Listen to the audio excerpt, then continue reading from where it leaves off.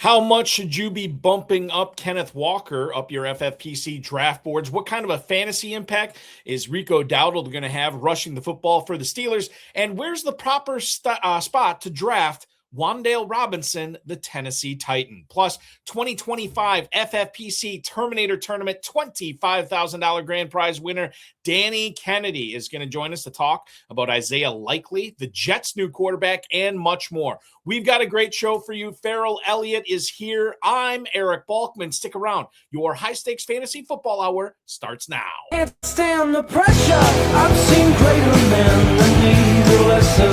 Broadcast live and heard around the world, you are now watching the most entertaining hour of radio on the planet. Welcome to the High Stakes Fantasy Football Hour presented by MyFFPC.com with your hosts Eric Balkman and Ferrell Elliott. The High Stakes Fantasy Football Hour is your home for analysis from the best players in the world. And now, because no one else was available, here are Eric Balkman and Ferrell Elliott. Solace in the scripture. Are we not all our father's sons? I became a man, nobody ever told me what a man was. Thank you, Rob. Greetings and salutations to all of you Balkaholics and Ferrelliacs. Welcome into the latest episode of the High Stakes Fantasy Football Hour, presented by MyFFPC.com. That's MyFFPC.com, the Fantasy Football Players Championship. My name is Eric Balkman. I am your slightly above average host. My co-host is the definitive commissioner of fantasy football, Mr. Ferrell Elliott. Coming up on tonight's show, we're going to make our call on Travis Etienne's numbers now that he is a New Orleans Saint, how DJ Moore is going to be affecting Dalton Kincaid's production over in Buffalo, and then the 2025 FFPC Terminator Tournament $25,000 grand prize winner Danny Kennedy is going to hop aboard to break down how Alec Pierce's role will change, if at all, what Travis Kelce has left in the tank, and so much more. If you want to connect with us on X, you can do so at HSFFO or at Eric Balkman. I do apologize. It looks like StreamYard is having a problem streaming out to X tonight, so hopefully you can watch us on YouTube or Facebook because we are streaming live there right now. We are located on X at HSFF or at Eric Balkman. Like I said, Ferrell's Kentucky Fantasy Football State Championship can be found at KFFSC.com. You can also post on our Facebook page at facebook.com/HSFF and email the show at highstakesfantasyfootball@gmail.com. If you have any questions for us, now is the time to send them in. We'll try to get to all the chat room questions, X posts, and emails in the fantasy feedback segment coming up later on in the show. What we don't get to on this show, we'll get into on Extra Reps coming up Friday night. Danny Kennedy, Ferrell Elliott, and I will do an abbreviated show that will air at 10 p.m. Friday night for everything we can't get to in this hour. Shout out to our audio engineer, my best friend Bryce, and of course our producer and mutual friend Rob. Ladies and gentlemen, we have a lot going on with the FFPC right now, and it starts with the FFPC Dynasty, an Empire Dynasty Orphans we have available right now. It's pretty awesome, actually. We have some teams as little as $1. You can enter these dynasty leagues that start at $77 and go up to $5,000. Some have many of them have discounted entry fees for year one.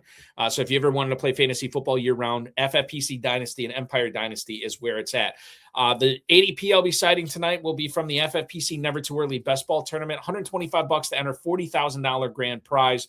And those drafts, along with the Superflex Never Too Early Best Ball Tournament, which features a $35 entry fee and a $10,000 grand prize, those are going to close when the NFL draft starts. So you got about 6 weeks or so, roughly, before those, not even, probably a little bit less than 6 weeks, to get your teams in there and go for that never too early grand prize.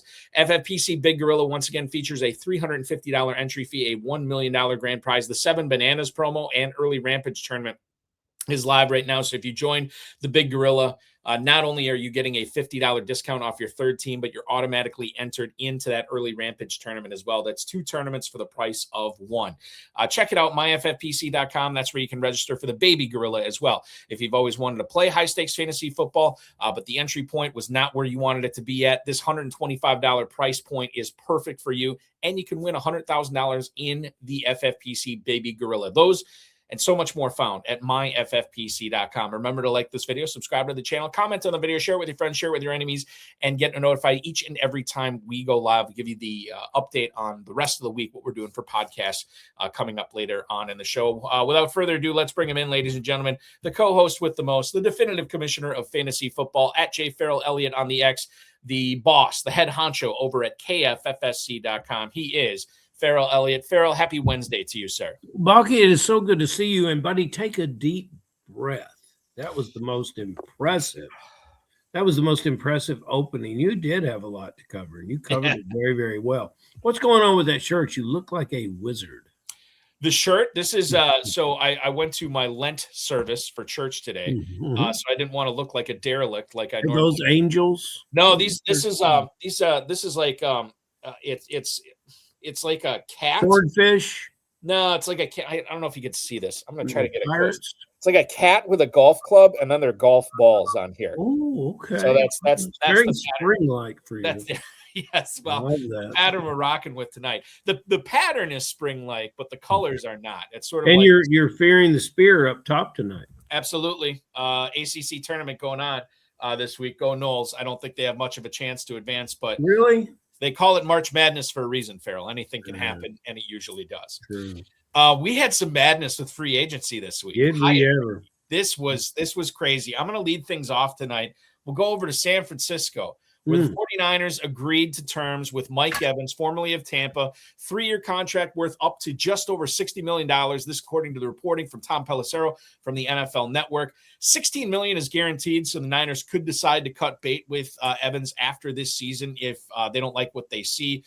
Broken collarbone is what set him back in 2025. He did have a soft tissue injury, a hamstring injury that knocked him out 3 games as well. But if he is healthy, and that's a big if, knowing that he's going to San Francisco next to that substation that's just ruining professional football careers apparently out there. But double-digit touchdowns, I think so. And if you look at a lot of the underlying metrics, Ferrell, they were either on par with what he had done in previous years, or if they were smaller, we had such a small sample size to work with in 2025. I don't know if we can take a whole lot of the bad away from Evans. I take away the good because the good is what he's been doing for his entire career. So that was on par. It's the stuff where he was lacking, I think, is where the question mark comes in.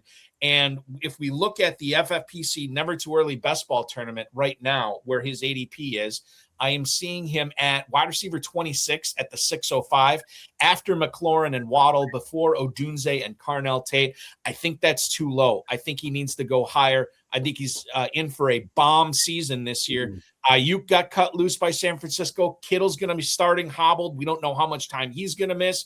And Juwan Jennings is a free agent. I don't know if they bring him back. This is going to be awesome to pair him next to Ricky Pearsall this season. But which, by the way, you could talk about Pearsall as well. I think these guys are great for each other, both good for Purdy as well.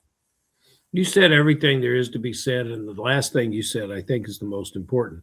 Anyone that drafted Brock Purdy, and I think if we get away from the best ball and we talk about the Gorillas, anyone that had Purdy and a Gorilla has to be thrilled to see the announcement of Evans coming in. So what do we see him? We just see him be Mike Evans, but we see more of it. I think don't forget that the running back caught 1,000 yards out there last year. 1,000 yards out of the backfield. There's so many weapons. If they lose Kittle for momentarily, they just re-sign their tight end Tongas. And, that's a player that from a fantasy perspective, I don't think you lose very much when Kittle goes down, if he goes down. And 2 tight end sets with Evans. It's an impressive situation. I like everything that the 49ers are doing in free agency, even with the signing of the kicker. Pinheiro got extended as well. Yeah. We're going to see Everyday Eddie back in a Niners uniform this year. The Never Too Early ADP on Evans, I said was the 605, which actually is accurate. But I do want to point out that he has gone as high, Ferrell, as the 501. And I think that's where he more settles in now that we know he is competing for targets with Ricky Pearsall, Christian McCaffrey, rather than Bucky Irving and Mecca Egbuka. Cade Otton, Jalen McMillan, and Chris Godwin. There's a lot going on there. Not as much going on over in San Francisco. One of the other big, and perhaps this was like the biggest signing of free agency as far as fantasy football goes. Tom Pelissero again reporting that Kenneth Walker agreed to terms with Kansas City. He moves from coffee in Seattle to that delicious Kansas City barbecue. 3 years, $43 million is going to buy a lot of brisket. Jordan Schultz, NFL Insider, said the deal is worth up to $45 million, $29 million guaranteed. And I think Roto World pointed this out. Long history of minor injuries, but a longer history of explosive plays, which is the name of the game in the NFL. And think back to, I'm not equating these two guys with each other, but how often do we see Barry Sanders, take a 3-yard loss, no gain, 2-yard loss, and then rip off a 75-yarder, right? And Kenneth Walker is not Barry Sanders, but that's sort of his game, right? He's going to not lull you to sleep, but he's going to take these losses and these short gains and then all of a sudden pop one off, which is what Kansas City needs right now. With Travis Kelce in the twilight of his career, Marquise Brown not expected back. They are going to be hopefully rolling with Patrick Mahomes week 1, but we don't know that as well. So they're going to be counting on Kenneth Walker early and often. Certainly he has not gotten a lot of third down work in his time in Seattle, but he showed in the postseason and down the stretch and in the Super Bowl, he's more than capable of catching the football. Sky's the limit for Kenneth Walker. Ferrell, as it stands right now, running back 15 at the 306 in the Never Too Early Best Ball Tournament. He's gone as high as 203, and I'm not saying he's a good pick in the early second round, but I am saying I do believe if you want Walker, especially right now until Kansas City, or if Kansas City adds another piece to that backfield, you are going to have to pay an early second round pick to get him. I don't think I'm willing to pay that price. But I know people in the FFPC, many of them smarter than me, are actually doing that right now. I don't know how you feel about Walker at that spot. Certainly, if I can get him at the mid-third, I'm in. But if I got to pay a round and a half earlier than that, I think I'm out. A round and a half early, but if you are anywhere near the turn at the end of the second, you should be in the deep end with Kenneth Walker. I absolutely love what he brings to the team. I can't remember when they've had a back that could do this for this team. And he's not only going to do it for this year, he's going to do it for a long time. Wink, wink to the dynasty owners that might want to move him around a little bit or get some trade offers going. I really have always respected this player. I liked him better than some of the players that came out when he was drafted. I thought he was drafted too low. You can't ever hear me say in an FFPC draft that Kenneth Walker's drafted too high. If he is your guy, go get him. And wasn't he the MVP of Balky? We were in Louisville for the Super Bowl. Wasn't he the MVP of that game? Was he the MVP? He was the MVP. Yeah, so that's the big game.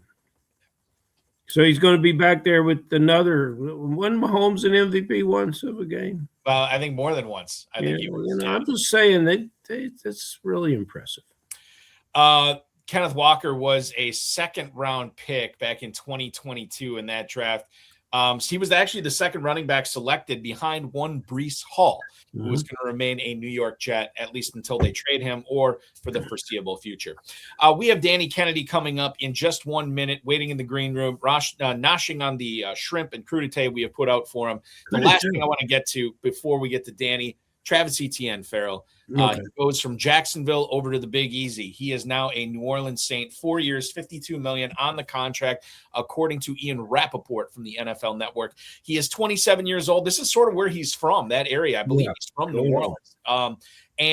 Essentially, he's going to be the number one guy there. Devin Neal, Kendra Miller, no threat to him. This is Alvin Kamara. Sort of having squatters' rights on that number one running back role for New Orleans. And the Saints are basically saying, look, get the hell out of here. We have ETN now. Like, if you want to retire. We're not moving you anywhere else. And this is proof of it. ETN, 1,100 rushing yards last season, 7 rushing touchdowns, caught 36 passes as well for just under 300 yards, 6 touchdowns. He is versatile. He is a third down guy. He is a first and second down guy. He can do it all. I love ETN in New Orleans for an up-and-coming offense. A guy in Kellen Moore who saw what the possibilities are on an offense with Saquon Barkley and how you could focus in, or how you can really dial in the running game. It opens so much else up for you. And now he's going to have the opportunity to do that with Travis Etienne, fresh off this contract here. Never Too Early Best Ball Tournament has him at running back 18 at the 403, right behind. He's been between two Williams. Kyron right above him, Javante right below him. I like the ADP for Etienne there, Ferrell. And I love the idea of starting off your draft with 3 straight receivers, or maybe 2 receivers and an elite tight end, and then getting Etienne as your top running back early in the 4th.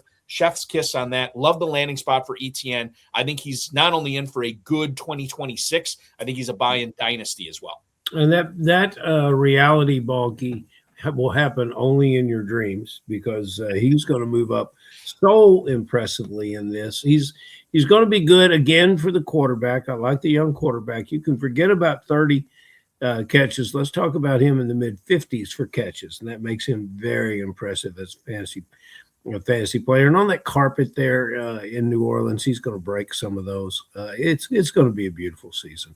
Again, this is a player that you can, based on his destination, his landing spot, you roll any kind of draft capital into him and make a good case for it. And I'm all in. I'm going to pat you on the back and say, good job.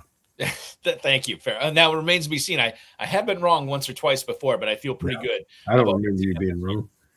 I'll tell you a guy who was not wrong, made all the right moves down the stretch in his Terminator draft last season to win the whole thing. He's our guest right now. We're going to bring him on. 12-time league champion in his FFPC career. Ferrell, out of those 12 championships, 9 of them have come in the FFPC Terminator Tourney. He is a Terminator expert. He won the leagues a bunch of times, but he finally won the big one, the overall in the Terminator last season for that $25,000. He's back to take a look back on that with us tonight, how he won it, what was it like sweating it out, and then we'll take a look forward to 2026 as well. Please welcome onto the High Stakes Fantasy Football Hour, Mr. Danny Kennedy. Danny, good Danny. What's up, guys? Thanks for having me. I appreciate it. Excited to have you on, man. This is a lot of fun. The one non-fantasy question we'll get out of the way right away. When you're not crushing all these Terminator leagues, when you're not winning the overall in the Terminator, what are you doing for a living, sir? So me and my wife, we got a lovely 2-year-old that we're just kind of raising and in that stage of our life. So it's going great. We both love her tons, and then just working a lot. So me, my dad, and my brother kind of own a construction company together. So we do underground construction here in Illinois. So that's my main job. That I tend to. So, Illinois, what city, sir? Chicago. Yeah, I live right in the city. So sweet home Chicago. Yeah. So yeah, great. It's great. Big Bears fan. For sure. So that's my, that's my team, for sure. Danny, we were talking a little bit before the show. You were born into the Bears. Like you have Chicago Bear blood running through your veins with your grandfather, right? I do. Yeah. My grandfather played for the Bears in the 60s. So his name was Mike Raybould, and he got to play with Dicka and Gale Sayers, and he was part of their 63 championship team. So it was, it was real cool, real cool experience to hear. And, unfortunately he passed away before I ever got to meet him, but it was just cool to hear the history and everything from from my mother who, talked about him, very dearly. And so, yeah, that's our whole family is, big time Bears fans. Did your mom ever, because I assume this was your mother's father, right? Correct. Right. Okay. So did your mom ever share a behind the scenes Bears story that your grandfather told her that you're like, wow, that is unbelievable? So she told me that he was good buddies with Dicka. Him and Dicka were real good buddies, and they were, always sharing stories. And it was great to meet. I got to meet Mike Dicka, with my mother, and she, he was just had very great things to say about him. Like knew him, just as they were playing together on the line. So he was an offensive guard. Dicka was the tight end. So they just, they were, they knew each other very well, and were teammates for a while there. So it was great to meet him and have him, say some great words about him. That's Played awesome. for 4 NFL teams other than the Bears included, also Vikings, Cardinals, and Lions. Left us at 33 years old. What a disappointment. Yeah, unfortunately, I never get to meet. Didn't get to meet him, so unfortunately. But yeah, nobody. He just. But yeah, got to play. 6'2", 239 pounds. That's what guards looked like back then. That's what Gail Sayers and Piccolo were lining up behind. That's some stuff right there, buddy.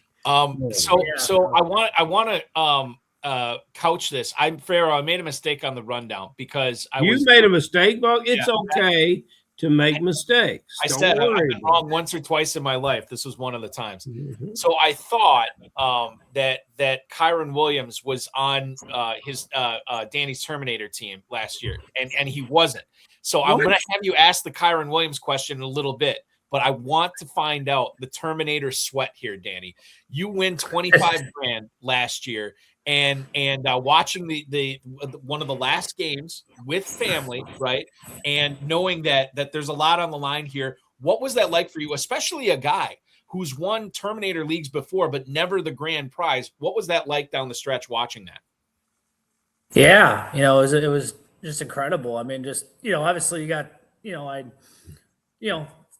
figured I had kind of a slight chance, right, going into week 17, the last week. I mean, I just never expected to to be able to finish on top. But we were down in Florida with my whole family, and just kind of as a big Bears fan, just watching their Sunday night game against the 49ers, and going into the day games went great for me. I had got a lot of points. I had it set up, so I'm not sure what spot I was in going into that game, but I knew I was in striking distance for sure. And then I felt actually pretty good. I would get to number one, but the question is that you still got that Monday night game, so you want to get as pad it up as much as you can. And that was the game where it was a huge shootout. The Bears and 49ers put up. I don't know, it was 40 each, or it was a high 30. Yeah. It was a very high scoring game. So I had Caleb, McCaffrey, and then the Bears D. So first play of the game, pick 6 for the Bears D, and I'm just that was just a great way to start that. Start that game. Let alone they put up some positive points while giving up like 40. So it's rare to see that. I love it that you're on first name basis with your quarterback. Now, Balky and Dan, if you could just, because I think that there are plenty, and Balky, you correct me if I'm wrong, but I mean, everyone kind of knows what a Terminator is, but we don't necessarily know the nuances of the FFPC game as a Terminator. And would you say that it is the least played as far as number of players per year, Balky, of any of any of the FFPC contests, or am I wrong about that? Is it much more popular than I would imagine? Yeah, I mean, no, it's not massive, but I think the super bracket is smaller than the Terminator. The Terminator, it's a $350 entry with a $25,000 grand prize. So obviously, it's not like thousands of teams like we'll have in the Big Gorilla and in the main event and what have you. But I'm trying to find out what we structured this as. So there's a shot. 384 teams. 384. So there's a shot that when people sign up and they see that Kennedy name and they say, "Damn, the Kennedy." Well, it's. How do they escape you, Dan? You're a terrific player in this format, and you'll play all the other FFPC formats across the board too. I'll play some of them. I played the main event. I played like the Terminator. The tourney, the best ball tourney. I like the best balls a lot. So that just when you do, like, I already got a couple season leagues, and when the main event's already tough enough. Once you get into so many season leagues, I mean, I just you got to just put a lot of time to it. It's just a lot of time and a lot of So stuff, you got a 2-year-old, and you're in the construction business. You're sitting in front of a ton of bricks. Yeah, well, time is not necessarily the thing that you have the most of. I can imagine that. Well, correct. Yeah. So I can't, I would love to play more, but it's just not feasible. But like those Terminator ones are just fun because like the draft's obviously one of the, best parts of just doing those, and then it's just very limited time you really need to put into it weekly, right? You just got to drop one person a week, and then, you pay attention as you normally would to your news and that stuff. But like, it's just very, the stuff with the best ball is great because it's fun to follow along all year, but like, you're not required to do too much, during the week, management moves. The Terminator, for the uninitiated, it's basically best ball. It's a best ball draft. But as Danny pointed out, you have to drop one player off your roster every single week until you basically have a full lineup at the end of the season. So it can be fun. It can be maddening, especially if you drop the wrong player at the wrong time. But you made all the right moves last year. So, Danny, congratulations to you on that. Fantastic. Good sweat with that Niners. Your Bears came up on the short end. But I'm a Packers fan. So anytime if my Packers come up short, but it helps me win a 5-figure grand prize in fantasy football, I let it slide. And I'm sure you Oh, yeah. No, absolutely. It was good. Yeah, no, it was great there. I didn't, like I said, I had a real good lead at Sunday night too. So I wouldn't, Monday wasn't too much of a sweat, right. just because it was just worked out great. So, but yeah, no, absolutely. You take those 5-figure wins. Those usually take care of a loss. Ferrell, fire away with Kyron Williams. Well, what do you want me to ask about Kyron Williams? We've already determined he's not on the team. Hey, let me ask you something. Dan, let me ask you something. It's Kyron Williams. Aren't you damn glad you didn't have him on your championship team? You could have got in the way. It's fantastic. I think there's much more interesting running backs to talk about. Balky, why don't you pull one out of the hat? All right, I'll pull one out, and out of my proverbial hat here, I'm pulling out Rico Dowdle's name. Ooh, yeah. He has looked very good in Dallas. He has looked very good in Carolina. And now he's going to be a Pittsburgh Steeler this year. It's kind of weird because from a fantasy perspective, Danny, he's helped us out. He's looked good. When he's been presented the opportunity to be a 3-down guy, if Chuba Hubbard was hurt or what have you, he excelled. You think about those 2 big back-to-back weeks he had last season, it was unbelievable. And yet these teams seem to be so willing to let him go into free agency. And now he's signing with Pittsburgh, ostensibly to play next to Jaylen Warren, to play behind Aaron Rodgers, we think. How big of a fantasy factor you think Dowdle is going to be in 2026 playing for the black and gold? Yeah, so you gotta kind of think he's, they signed, I think it was $6 million a year or something. So they're gonna, absolutely when you sign a running back like that, you're putting him in as your, starter. I think certainly, Jaylen Warren will be there, and if it pans out, I think Dowdle will be like the first and second down guy, and then Warren will probably be their pass catching, change of pace guy. The biggest question to me is Aaron Rodgers coming back? You know what I mean? Because if not, we've seen Pittsburgh with their array of quarterbacks, not with Rodgers, and it just makes that offense non-existing. So that's to me is the biggest thing. So it's certainly worth the risk right now because you don't know. I would tend to agree with you. I think that I would lean Rodgers probably playing right now, but you're talking probably a couple round swing if Rodgers is there versus Rodgers is not, because honestly I don't even know who their backup quarterback is right now. And it's Will Howard. Which it's a little scary, Danny, because Mike McCarthy has talked Will Howard up like he believes that Will's not that bad a player. Well, listen, I think, and I don't want to be presumptuous here, but if Rodgers says he is not coming back to Pittsburgh, I do believe that the Steelers are going to look long and hard about potentially being in the Kirk Cousins business, potentially being in the Kyler Murray business. I don't think that they go in with Will Howard playing at quarterback with Dowdle and Warren in the backfield and then Pittman and Metcalf on the perimeter. I don't think that will happen, but I've been surprised before. You just as a football fan, guys, not as a Steeler fan, or just not as the fact that we could get Leroy over here. We could get the real Leroy to come on the show, tell us what he thinks about Rodgers. The show would then go another 30 minutes, and we would be finished with. But and there would be a lot of expletives like you hear on the job at Chicago every day. But are you just a little tired of the Rodgers thing? You know, just it's kind of tiresome, and it leads in it. You know, now my next question to you is probably my favorite question of the year. Is we had a gentleman on from London. What was the name of our gentleman last week, Balky? Paul Brenton. Paul is out hanging out at the well, he was earlier. He's probably getting up from work now, but he was hanging out having a cider, and he was wondering last week if he was maybe just a little too soft on Alec Pierce. Now, Alec Pierce, with the new signing in Indianapolis, and is the bona fide number one receiver, with and Pittman now to Pittsburgh. I'll never get tired of saying that. That's a fantastic thing for both players, the one that moves and especially the one that stays.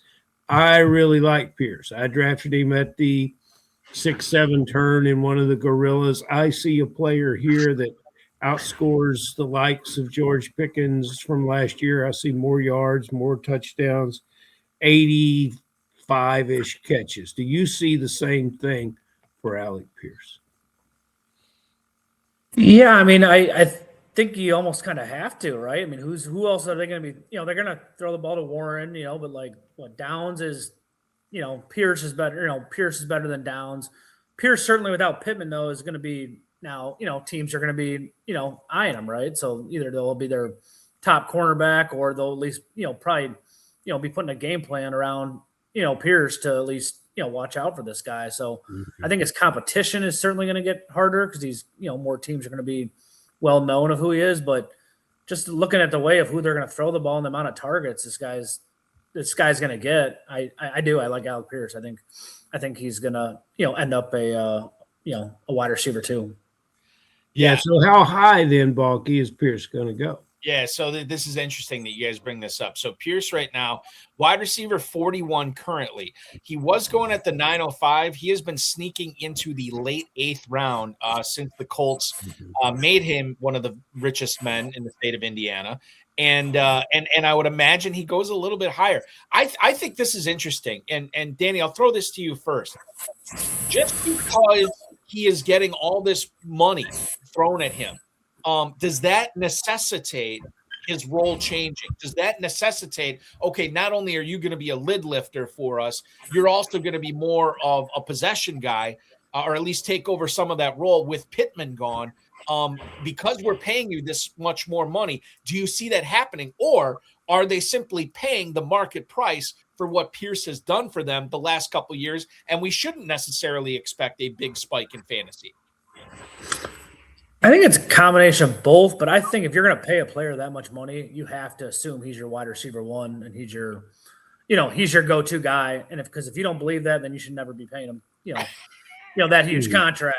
So they have to believe in him and they have to give him, the opportunity. He's going to run into the problem is I don't just, Warren's good, but again, they, really don't have another guy on the opposite side to kind of take away anything from him. So it's going to be. But buddies, they got a deep rookie class of wide receivers this year.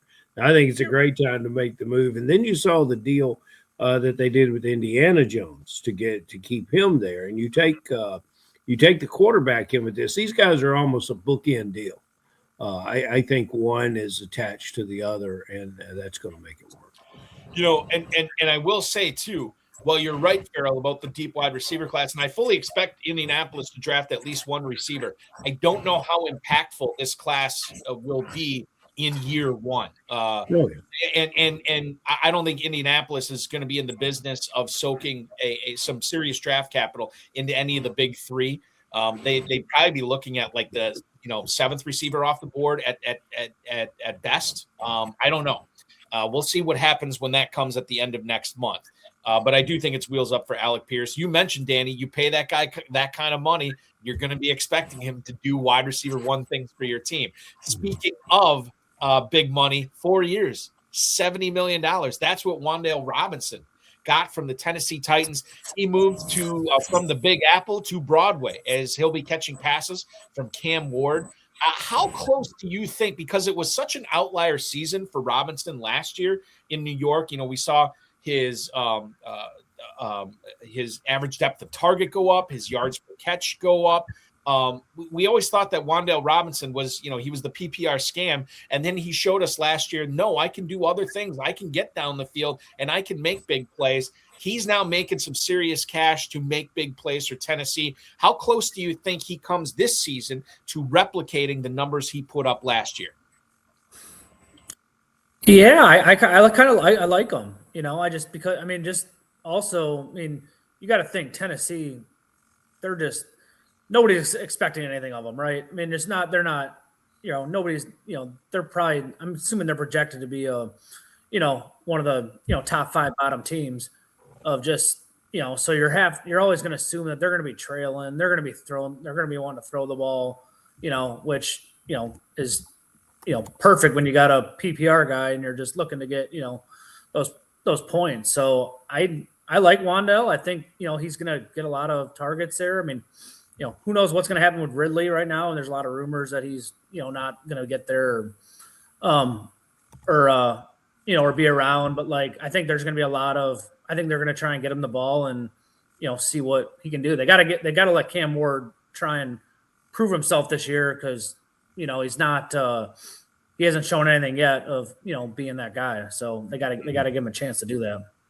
You are a tough evaluator, young man. You really. I can see why the Terminator crown goes to you. It's easy for you. I bet you wake up on Tuesday morning and you can't wait to terminate a guy. I'm loving it, man. It's great.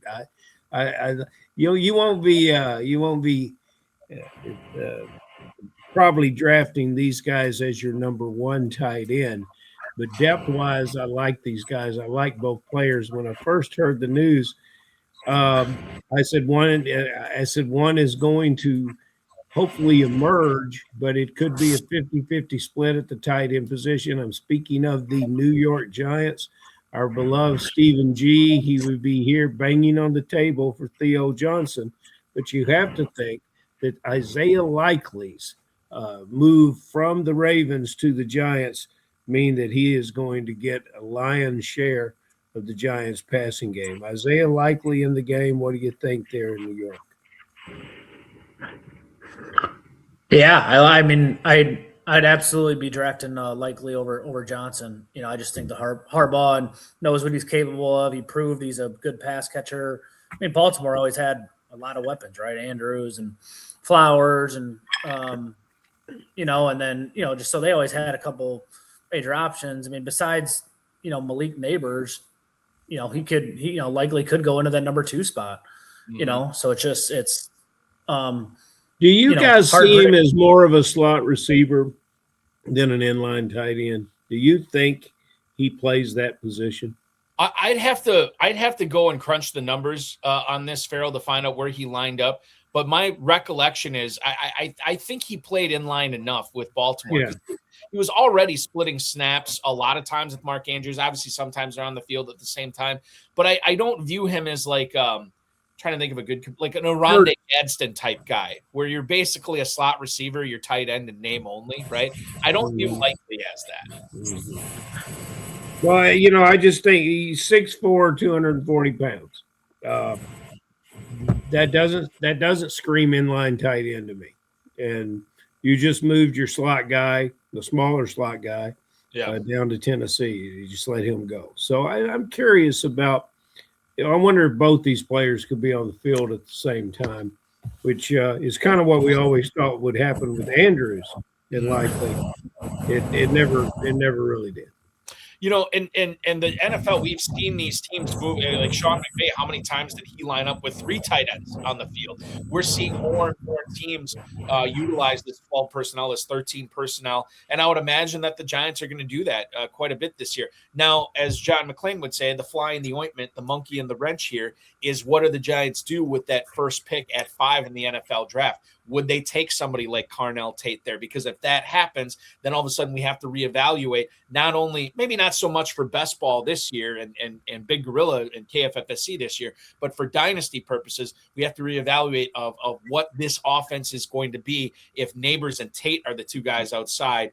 Likely is no longer the de facto number 2 option there, and he could be more of a tertiary guy, and a tertiary guy splitting snaps with Theo Johnson too. I like that word a lot. Well, tertiary? Yeah. Yeah, there you go. I want to keep the tight end conversation going here. We could have asked this really, Danny, the last 3 years. I'm going to ask it again this year. We probably did ask it the last 3 years, but I'm going to ask it again this year. Travis Kelce is officially back with the Chiefs for one more year. I mentioned at the top of the show, we don't know if Mahomes will be back week 1, and even if he is, we don't know what kind of shape the knee is going to be in, the level of play for Mahomes. Kelce is a guy that they needed quite a bit last year, and it seemed like he just did not. He had tired legs. I mean, I'm not saying he said this. It's just speculating from what I saw. I don't know what he has left in the tank this year. I'm curious as to what you think he is going to give fantasy teams. And before you answer that, I'll tell you right now, in the FFPC Never Too Early Best Ball Tournament, the highest he has gone over the last 3 days has been 804. He was going in the mid-10th on average. I do expect that average, that ADP to pop up a little bit now, Danny, that we got the word he's officially back. But if you are drafting him, he's tight end 17 right now. What are your expectations for Kelce in 2026? Yeah, he's a gamble, right? I mean, what did he finish last year? I believe he was still a top 5 productive tight end. Yes. Receiving yards or fantasy It points. didn't look pretty, but the stats told a different story. 76 catches, 851 yards, and 5 touchdowns, which sounds solid, but that was basically his worst number since his rookie season. Yeah, but it's still on the surface. But it's still a top 5 tight end production, right? Yes. So could you expect something similar to that again? The biggest question is Mahomes, right? If he's not in week 1, is he in week 3? Is he in week 8? That just kind of determines a lot. I tend to believe that he's going to be ready by week 1. I just know Mahomes. He's such a fighter. I feel like he's going to be ready to go. They know that, Kelce's coming back. They know that they're, this very well could be Kelce's last year again. Their championship run, being great is, here they're at the end of their chances right now, with the team they got. Certainly they could, recirculate and regroup and be there and, absolutely. But the tight end position is just not deep this year. It's not. There's only. You got McBride and Bowers by far top 2. No questions, way ahead. And then you got the second year guys, right? Loveland and Warren are probably the next couple guys that are up there. After those 4, and to me, I think you just kind of see where you can get these guys because the last middle to back half are tight ends round 1. I could see any of those guys either finishing 5th or 15th, right? And you just have a huge area of difference right there. So I think it just a lot depends on how far he falls. I do think if you could get him as the back end 10th to 12th tight end off the board, I think you can absolutely take him. And then depending on what kind of tournaments or what kind of games you're playing, depends on a lot too, right? If you don't, if he's kind of average during the regular season, but you got a guy who could absolutely take your team all the way in the playoffs, it's different ways of thinking it, along that line. So to me, I see him as like a back end tight end 1, and just with certainly there's always some upside with him, right? But then obviously he's getting older, so there's always the risk too, to where if you draft him, you better make sure you got a decent, potential tight end too. Which one do you like better, Kittle or Kelce at this point? Oh, spicy. Kittle or Kelce? Who do you like? Balky said Kelce. I will tell you this before you answer that, Danny. Kittle's actually going ahead of Kelsey by about a round and a half right now, tight end 13 versus tight end 17, which I think I'd feel a lot more comfortable drafting Kelsey than I would Kittle around. I just don't know what Kittle's going to do as far as like when he's going to get back on the field. We've had, and I can't remember who was, I was listening to a podcast or reading. So I've heard multiple people say like he could miss 10 games and it wouldn't be surprising at all. And I get this vision in my head of Travis Kelce being the beneficiary of some play action to Kenneth Walker this year, right? Like sucking those linebackers in, and then Kelce just catching these 9 and 10 yard dump offs from Patrick Mahomes, these little lasers down the seam, and then he just falls down, right? So he has like these 80 games or something like that, getting in a touchdown every 3 games or something. I don't think we'll ever see massive spike weeks from Kelce anymore, but Big Gorilla, KFFSC main event, anything where, you're setting a lineup, I feel a little bit more comfy, cozy with Kelce, knowing that I'm probably going to get production from him every single game. Ooh, that alliteration, comfy, cozy with Kelce. Dan, we are hanging out with a true broadcast professional. And one of the things that bothered me last year about Kelce was I thought some of the routes that they had him, his designed routes, really took away from some of his strengths, especially in the red zone. We had a history of when you would see Mahomes creating basic longer plays by rolling out and escaping and throwing the ball on the run. And how many times do you remember Kelce breaking free in the end zone and making those catches? Yeah, that was, they had him going to the middle of the field and turning right at the goal line to get that. And the ball was in traffic. I didn't like anything about it at all. I think a different kind of package. Another thing I didn't like last year is when I heard that Geno Smith was given the reins to the Ravens.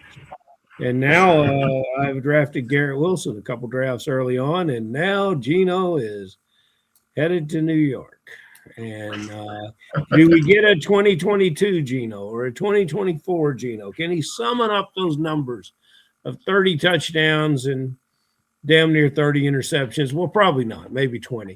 But is Geno going to help? Is he going to be that stopgap receiver until the Jets can find a quarterback?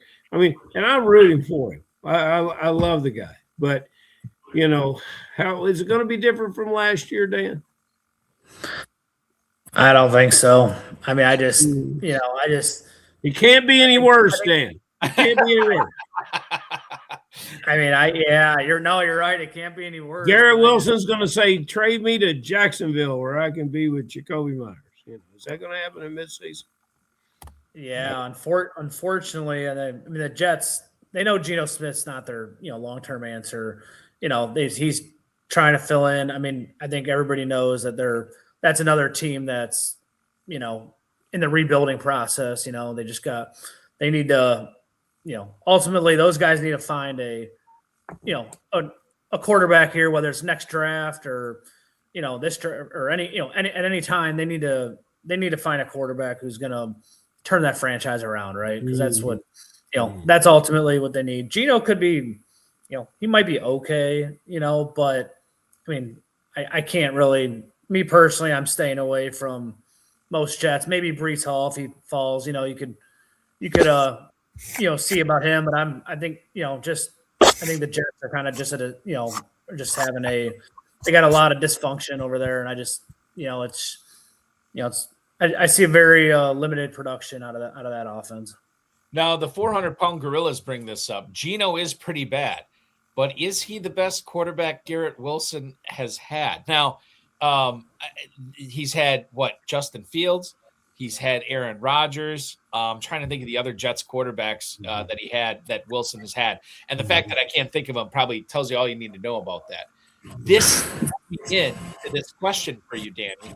Simple yes or no. And I know it's not a simple yes or no because every draft is different. I'm going to give you a Jets player. I'm going to give you his ADP. You tell me just first thing that comes to your mind. Are you in or out on that person at that spot? Say yes or no.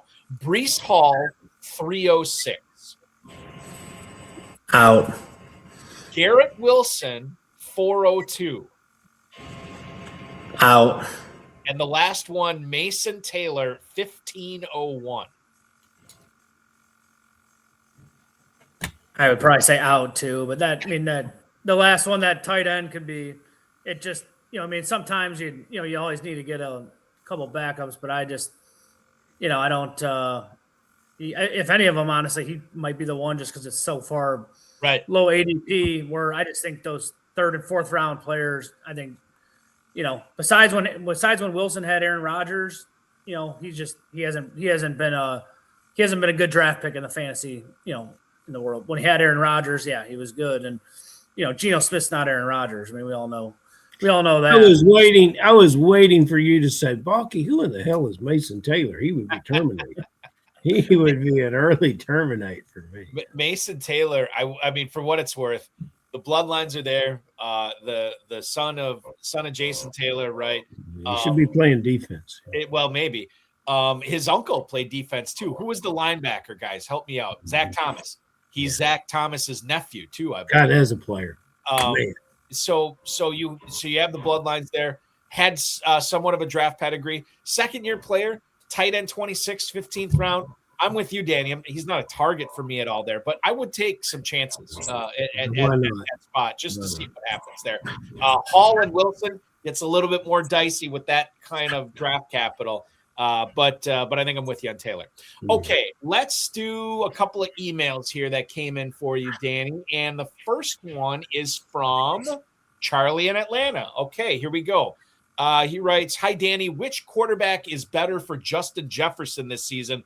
Kyler Murray or J.J. McCarthy?" Congrats on the Terminator. That is Charlie in Atlanta. Thank you for the email, Charlie. Kyler Murray or J.J. McCarthy? Let's say you own Justin Jefferson. Who do you want throwing the ball to him this year? And maybe it's not one of those quarterbacks too, Danny. Yeah, I mean, I think just going up the question, I think you got to say Kyler Murray. Kyler Murray. I just don't.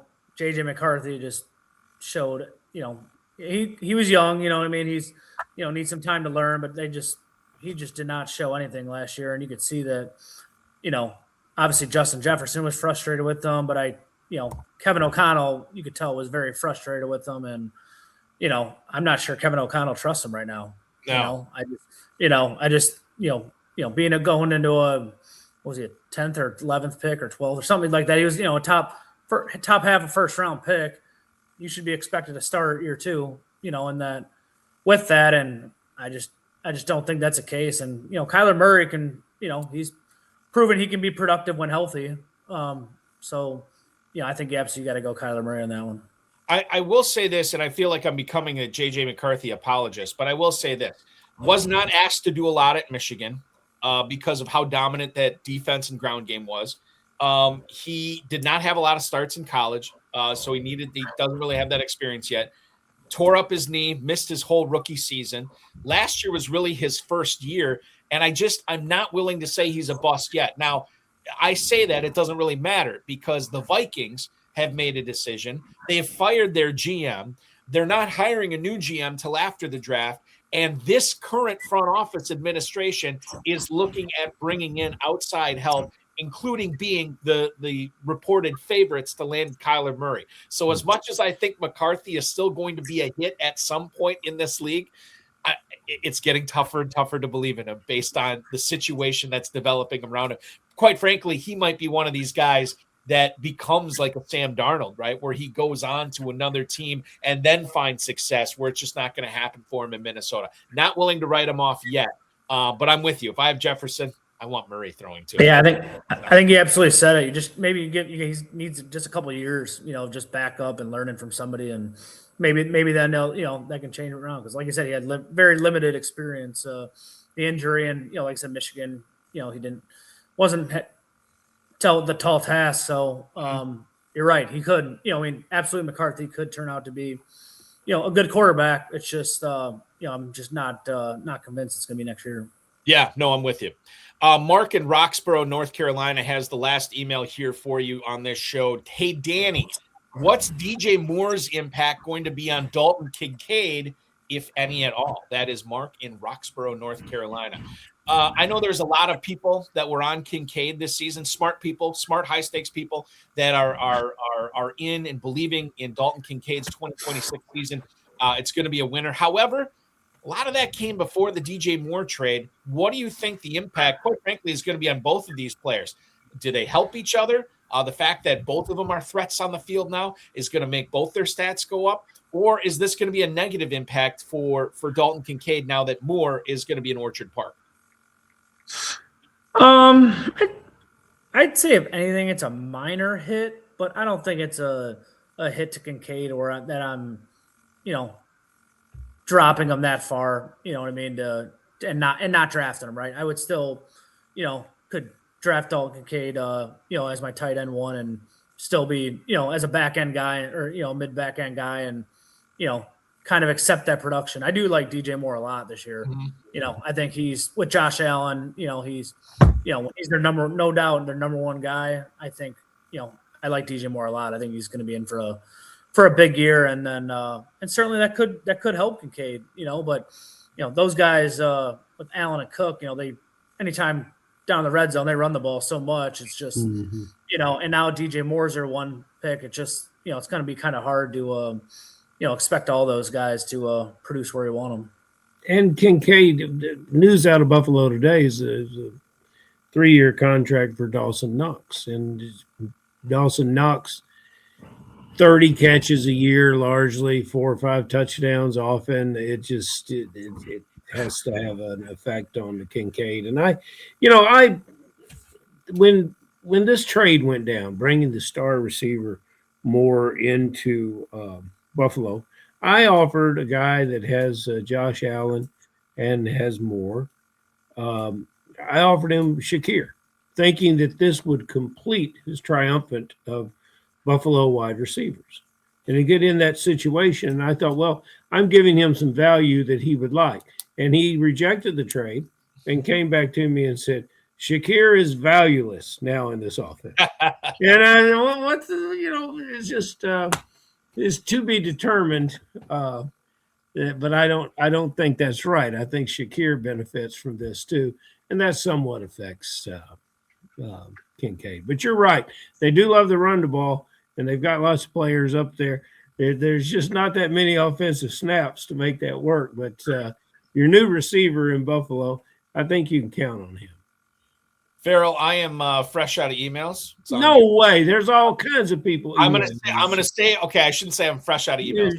All kinds of emails. I'm gonna save the rest of the emails I have for the extra rep show. But you can have one final crack at picking the big brain of Danny Kennedy tonight. Danny Kennedy, the Terminator. This is a question just made for you because it's basically, who do you like and who do you not like? Well, I guess what I'm asking is there a player that will never have even the indignity of being terminated from your team? And then who's somebody you're going to lean into? And I think Balky has already teased it. It's Kyron Williams, isn't it? It's Williams. That's who you're got right this year is Williams. I actually like somebody from the Rams, though. I like Matthew Stafford a lot. Yeah, I think I don't think he's slowing down at all. And right, to get him as, I think he's like 11th, 12th ADP right now as a quarterback. He was he won the MVP, right? So he's, to get a quarterback like that in the back who can put up numbers any given day, like, with Allen, it just, and you're saving, 7-8 rounds of drafting him. I think that's just a huge advantage, to do that.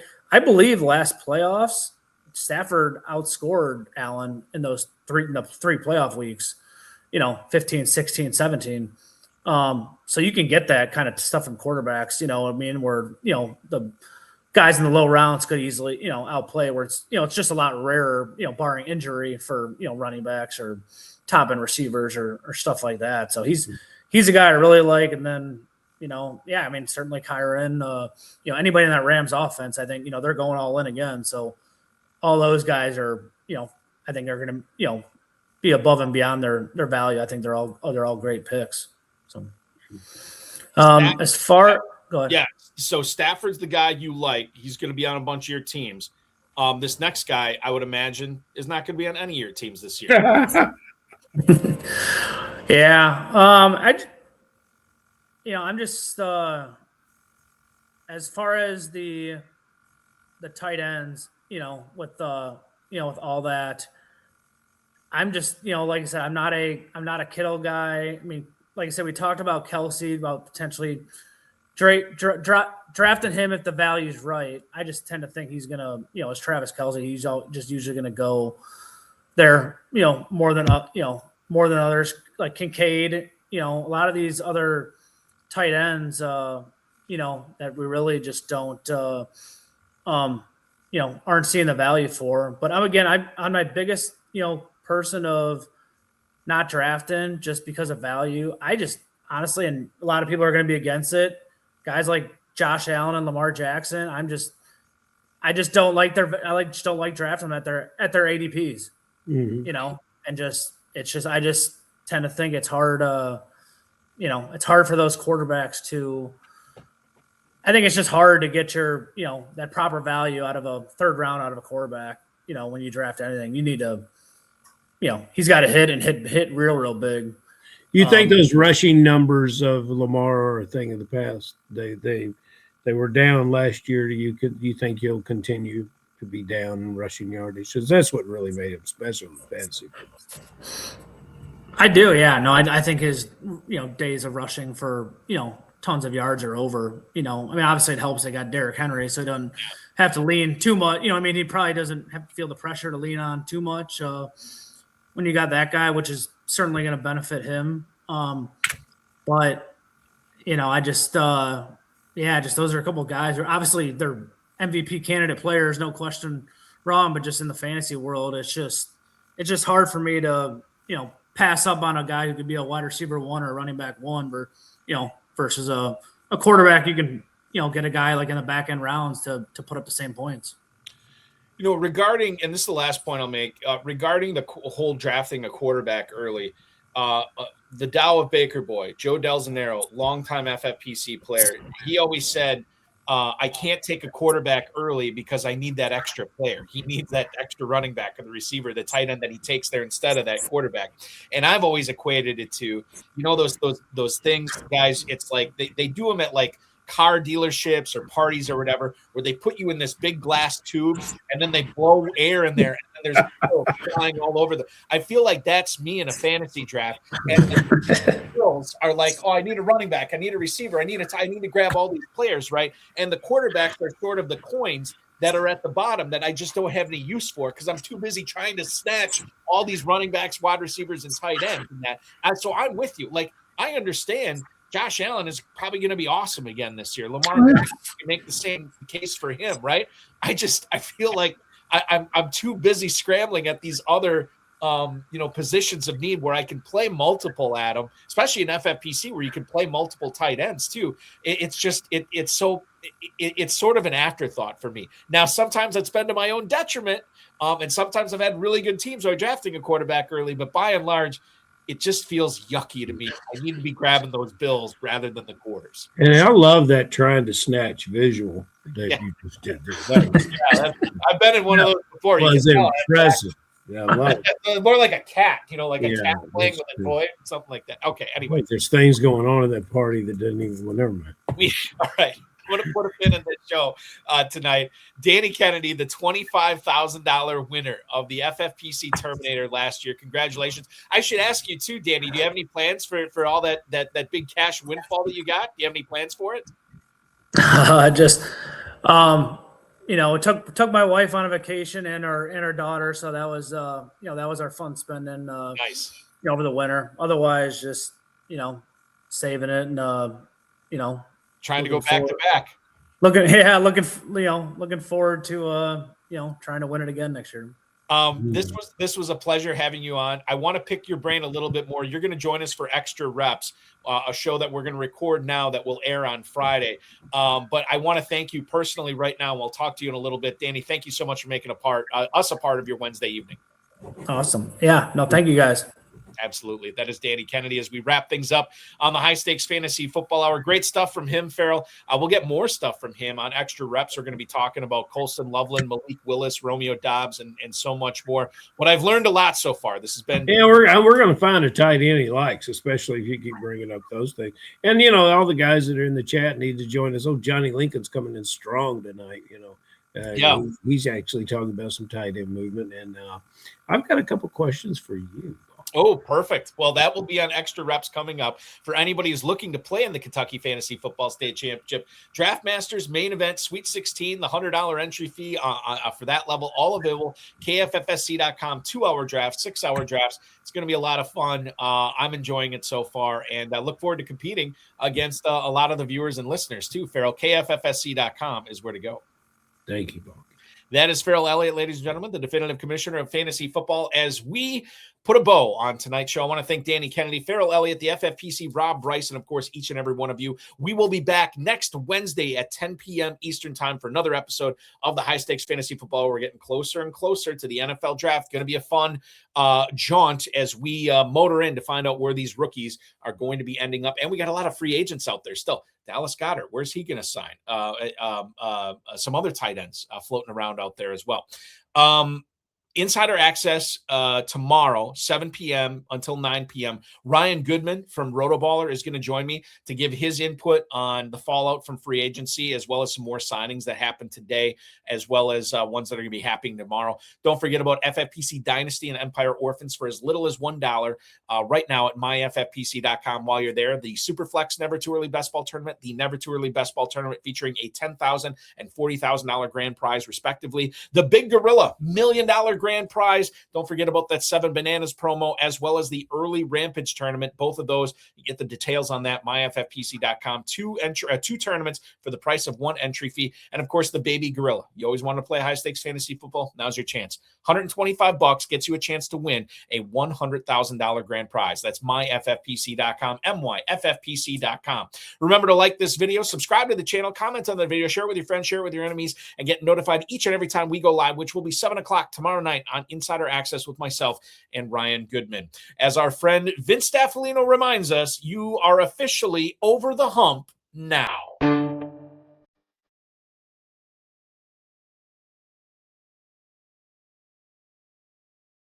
This has been another episode of the High Stakes Fantasy Football Hour presented by myffpc.com. It was broadcast live and was watched around the world. Balky and Ferrell will be back next week with more analysis, more interviews, and more advice from guests much smarter than they are. Thanks for watching, and we'll talk with you again next week. Ladies and gentlemen, I want to remind you, too, in addition to Insider Access at 7 o'clock on Thursday night, 10 p.m. Friday will be Extra Reps, the spinoff show of the High Stakes Fantasy Football Hour. Going to be a lot of fun. Ferrell Elliott, myself, and Danny Kennedy will record it now. It will air at 10 p.m. Eastern time on Friday. So you get FFPC content Wednesday, Thursday, and Friday night. You're welcome, or I'm sorry, depending upon how you feel about the show. We just appreciate you listening and watching. Talk with you again next.